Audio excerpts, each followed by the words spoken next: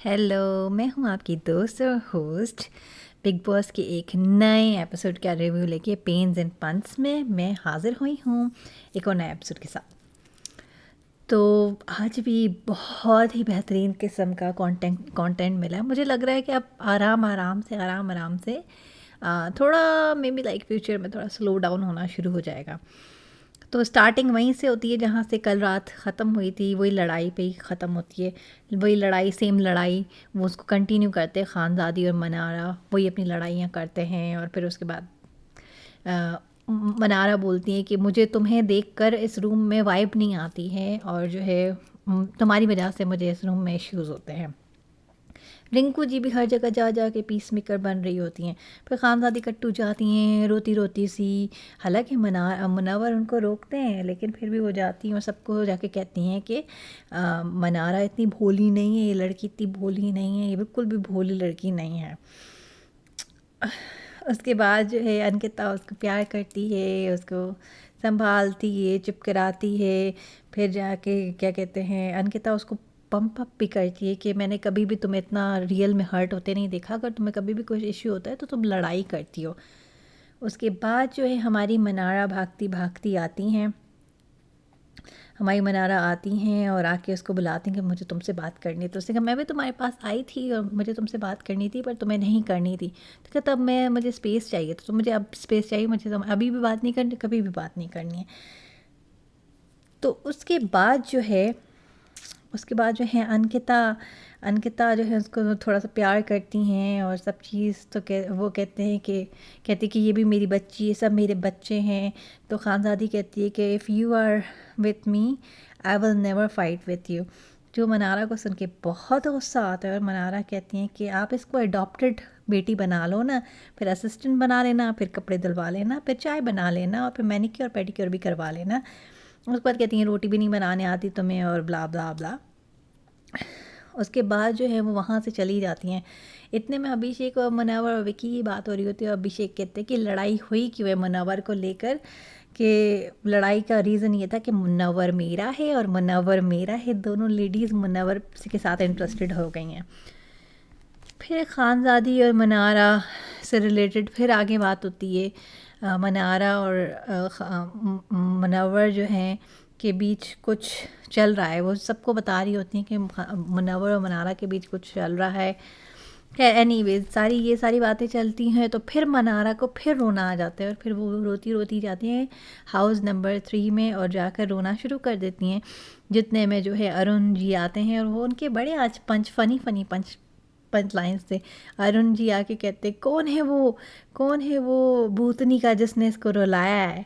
फिर वो पूरी स्टोरी बताती हैं, ये है लोग मेरा नाम जोड़े, मुनव्वर के साथ मेरा नाम जोड़े, अनुराग के साथ घर में बातें हो रही हैं, मेरे घर वाले भी हैं, वो क्या सोच रहे होंगे।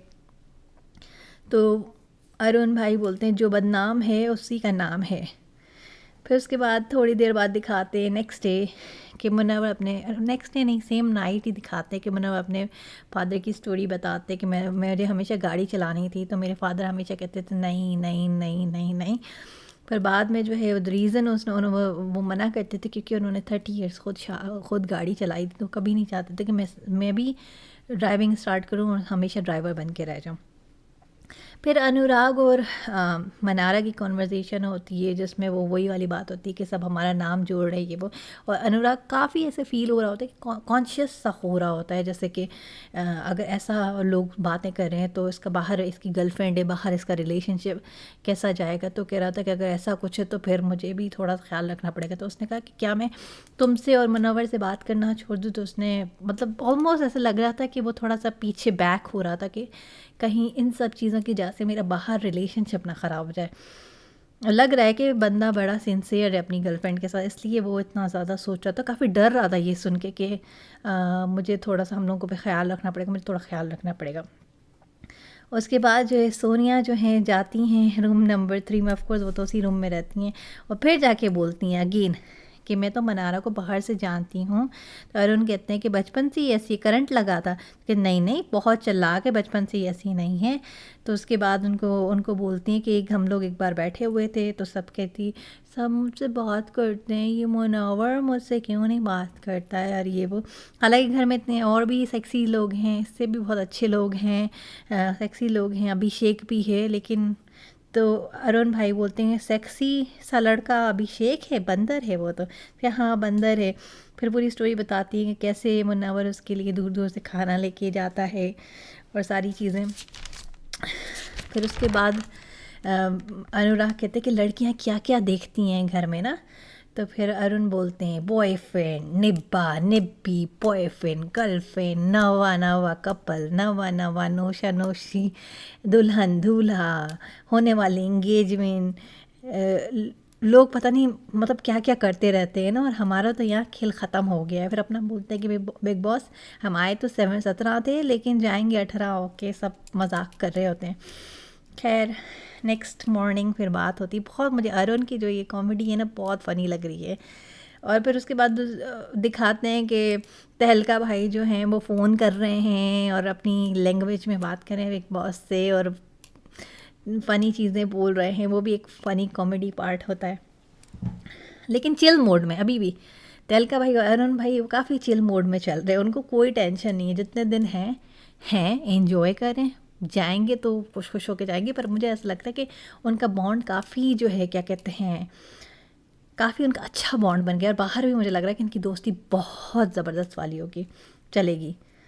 खैर ईशा और अभिषेक आपस में बात करते हैं नेक्स्ट डे, तो बता रही होती है कि कैसे कैसे खानज़ादी और ये सारी बातें चल रही होती हैं। तो कहती हैं कि वो डोमिनेटिंग सी है। तो अभिषेक कहता है हाँ वो बहुत डोमिनेटिंग है, अंकिता बहुत डोमिनेटिंग है, सब गर्ल्स को अपने अंडर रखती हैं। फिर जो है जब वो अपना हक जताने की कोशिश करती हैं या कुछ करने की कोशिश करती है तो ये कहती बुरा मान जाती हैं और कहती मैं तो अपना बच्चा समझती थी।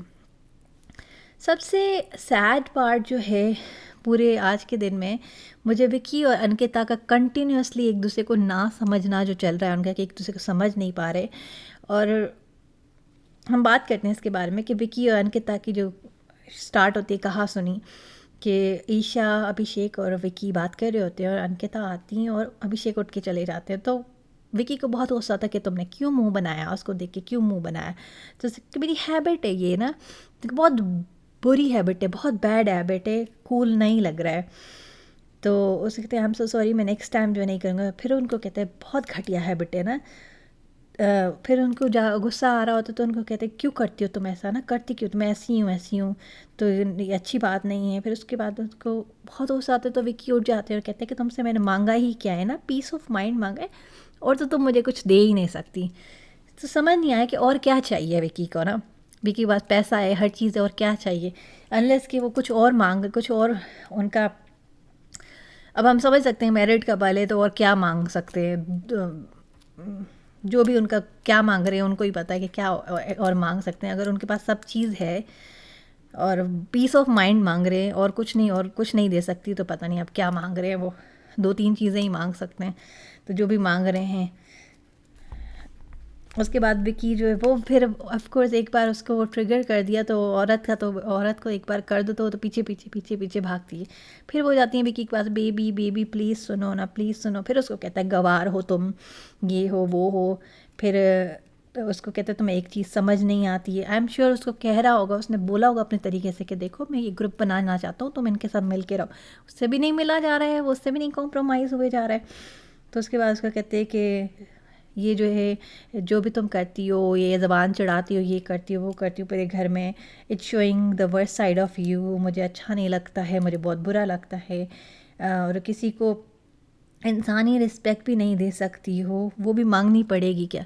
फिर कहते तुम्हारी इन हरकतों की वजह से, ये जो तुम्हारी हरकतें लोग तुम्हारे अंदर से जो है इमोशंस निकालते हैं, लड़ाइयाँ करवाते हैं, इसलिए मनारा जैसे डम लोग भी 4 बातें सुना देते हैं। अभी तो सोनिया बोल रही हैं डे 1 से कि मनारा डम नहीं है, बहुत ये ऐसे उसका बस एक तरीका है बोलने का, थोड़ा सा ऐसा जैसे गोरे नहीं होते जो उर्दू बोलने की या हिंदी बोलने की या कुछ बोलने की कोशिश कर रहे होते हैं, तो मनारा का भी एग्जैक्टली ऐसा ही है कि वो जो है ऐसे प्रिटेंड करती हैं कि वो बाहर बॉर्न हुई हैं अब्रॉड में बॉर्न हुई हैं और वो हिंदी बोलने की कोशिश करती है, मैं मनार, मैं ऐसे करने की कोशिश करता। सो ऐसा उनकी बात करने से ऐसा लगता है कि उनको हिंदी नहीं आती है, पर उनको इंग्लिश आती है मेनली, तो इसलिए उनका एक्सेंट ऐसा साउंड करता है। वो जैसे बिहेव करती है ना, अगर किसी गोरे को बोल दो ना कि वो हिंदी बोले तो वो एग्जैक्टली ऐसा बोलेगा जैसे बनारा बोलती है। नावेद भी तो बोलने की कोशिश करता है, तो एक दो भी वर्ड बोलता है तो एग्जैक्टली ऐसे ही साउंड करते हैं। फिर उसके बाद फिर से कहता है उसको, छी शर्म आती है मुझे, करके चला जाता है।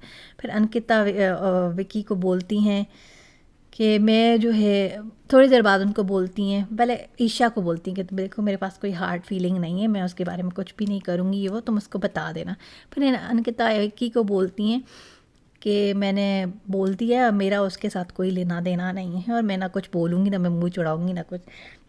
फिर विकी बोलते हैं सेम चीज़ कि यहाँ तो तुम इधर हो, यहाँ तो तुम उधर हो, वही फिर से वही फ्रस्ट्रेशन अपनी निकालते हैं। वो जो मर्द होते हैं ना, दूसरों के साथ बहुत अच्छे से चलते हैं और उसके बाद जो है वो अपनी बीवी पे आके अपनी निकालते हैं। तो विकी भी अभी ऐसे थोड़े से लग रहे हैं, थोड़े से इस तरह से लग रहे हैं कि बाहर कुछ अंदर कुछ ऐसे लग रहे हैं। ऑलमोस्ट ऐसे लग रहा है कि उसे इमोशनली अब्यूज़ करें। वो कह भी रही कि मेरे पास कोई और है नहीं बात करने के लिए, मैं अच्छा नहीं फील करती, तो मैं क्या करूँ, मैं क्या करूँ, मैं क्या करूँ। यू डम go and hug her if she is not feeling well, she is not emotionally stable. पता ही क्या कर सकते हो, बी अ गुड लिसनर, उसको कहो कि I am there, I am here for you, you want cry you can cry, तुम्हें रोना है रो सकती हो, तुम वेंट आउट कर लो विदाउट कुछ बोले। उसको बोलो कि हाँ बोलो जो बोलना है, मैं यहाँ हूँ, मेरा शोल्डर यहाँ है, और हक करो, दैट्स इट। वहाँ पे अपनी बकवास करने की ज़रूरत नहीं है। कोई भी औरत को एक्स्ट्रा बकवास पसंद नहीं आती है।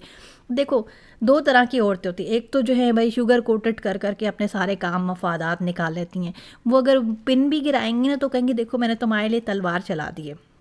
और एक होती है इस तरह की इमोशनल फूल, मैं भी थोड़ी थोड़ी इमोशनल फूल हूँ, तो मैं बोल सकती हूँ कि जो है ना समझ नहीं आता कि अपने वर्ड्स कैसे रखना है। जो आदमी होते हैं ना ऐसे थोड़ा सा मैनिपुलेटिव होते हैं, फिर वो ऐसे पुश ओवर करना शुरू कर देते हैं। भाई बंदी रो रही है, अभी तुम गेम की बात नहीं करो, अभी तुम बस उसको चुप कराओ।